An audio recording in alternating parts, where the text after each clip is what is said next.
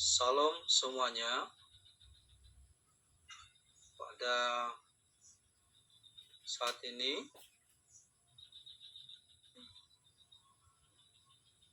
nama saya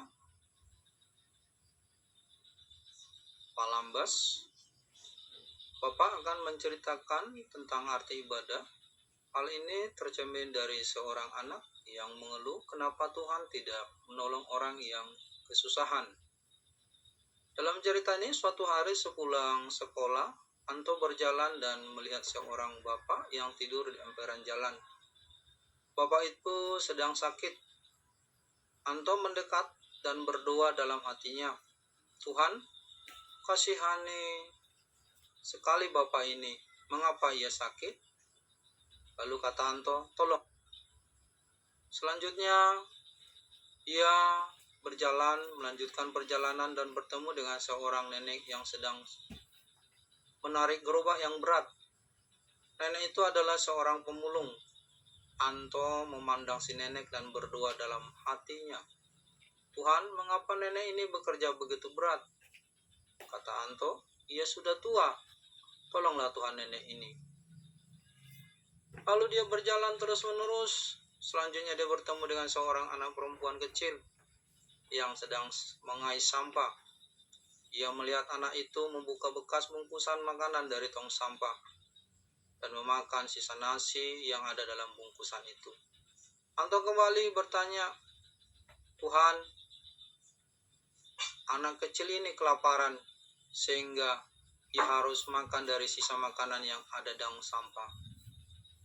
Lalu Anto berpikir terus dan dia sampai ke rumahnya. Disitulah dia ketemu dengan orang tuanya.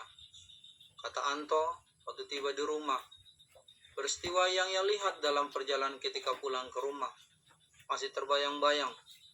Anto menemui ibunya dengan tidak sabar langsung menceritakan kejadian itu, serta mengeluh mengapa Tuhan tidak melakukan sesuatu kepada mereka, kepada bapak, pada nenek itu, bahkan kepada anak itu. Ibunya menyadarkan Anto dan berkata, "Mengapa kamu mengeluh, Anto? Tidak sepantasnya kamu marah atau menyalahkan Tuhan atas kejadian yang kamu lihat. Tuhan tidak diam. Tuhan telah berbuat sesuatu. Tuhan sudah bertindak. Tuhan menciptakan kita, umat manusia, agar kita dapat saling menolong. Tuhan menghadirkan kamu di dunia ini, Anto, agar kamu bisa melakukan sesuatu bagi mereka. Kalau begitu, apa yang dapat kamu lakukan, Anto, untuk membantu mereka?" Kata ibu Anto kepada Anto.